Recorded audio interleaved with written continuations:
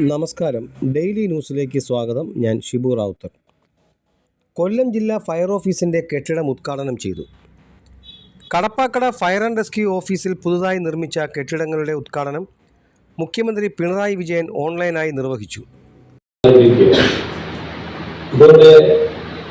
കഴിഞ്ഞ 10 വർഷക്കാലത്തിനുള്ളിൽ സംസ്ഥാനം ലഭിച്ച പുതിയ ഫയർ റെസ്ക്യൂ സ്റ്റേഷനുകളുടെ എണ്ണം വന്നത് കേരളത്തിലെ ആദ്യ സ്റ്റേഷനുകളുടെ എണ്ണം 132 വർദ്ധിക്കുകയും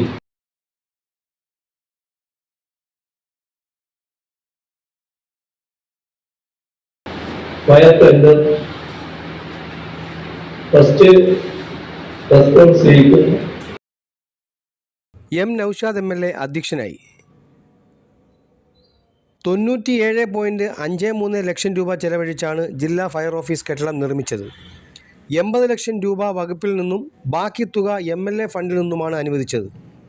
fire and rescue services director general Nitin Agarwal, director Arun Alphonse, ജില്ലാ fire officer N Ramkumar, joint RTO Sarath Chandran, ward councillor T Shiny, station officer Sivakumar എന്നിവർ പ്രസംഗിച്ചു. ന്യൂസ് ഡെസ്ക്, കൊല്ലം.